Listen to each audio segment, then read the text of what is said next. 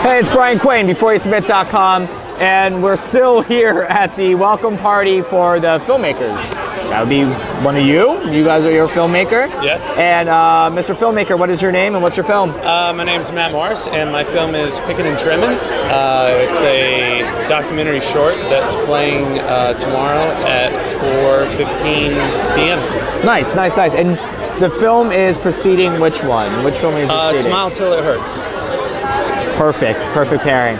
Festivals, seriously, if you're going to program, please put these together. Have you seen Smile Till It Hurts yet? I have not. I'm excited about it. Get ready. It's disturbing. So your film.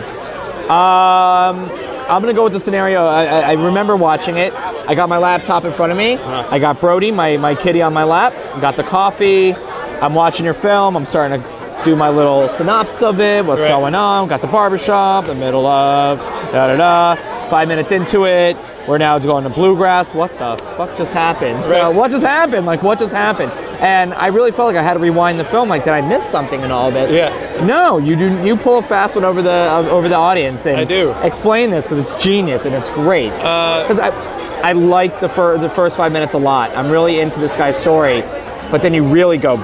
You give it to us, so explain. It's a barbershop in Drexel, North Carolina, which is a very small town outside of Asheville. And it's a really interesting barbershop. And the main barber, Lawrence, has been there for 59 years. And his partner, Dave, has been there 40-some years. You're right. And it's an incredibly fascinating place on its own, which is why I started like that. And then the interesting thing about it is that every weekend, bluegrass musicians show up in the back room of this place and jam for 4 or 5 hours for no audience. There's no it's just them. Money involved. They're just doing it because they love to do it.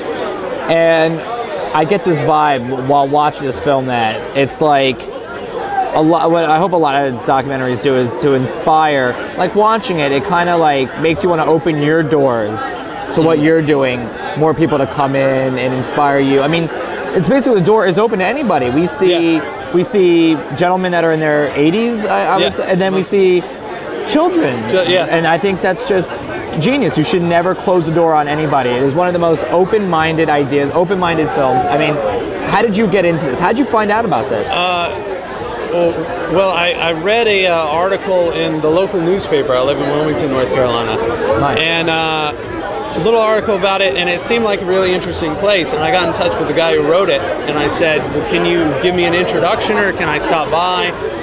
And I stopped by, didn't know what to expect, and I get there and it's unbelievable. I mean, no production designer could create this barbershop, and these guys, you couldn't cast people that. Dude, their interviews are spot on. They're so cute. They're cute. They're awesome. They were really open talking to me, and I thought, okay, I'll be able to get all this on camera. It'll be really interesting. And so I went back home. I got a crew, and we went back up for 2 days and shot it. That's amazing. So, final question. Name a bluegrass band that, if you were in one, make one up. What would be your bluegrass band's name? My bluegrass band's name. Are you into bluegrass? I'm not. Neither am I. So you would probably. I was not really into it before, but then it's kind of infectious. They all have like the same kind of name, right? Yeah, I'm trying to think. There is some of the guys actually do have a band, but what are some of the band's names? Let's. It's like the Linville Boys or something. Right. You have to have boys in there. You have to have where you're from. You have to have some kind of verb or like adjective. Yeah. Like, it's kind of like when you see Oh Brother Art Thou, the Soggy Bottom Boys. It's got to have that. So I just thought it was so funny. So again, thank you so much. Thank you. Please you have to see Pickin and Trimmin wherever you are. If it's not the Florida Film Festival, please see his film. It's spot on, man. I love it. So thank you so much. Thank you. All right, see you soon.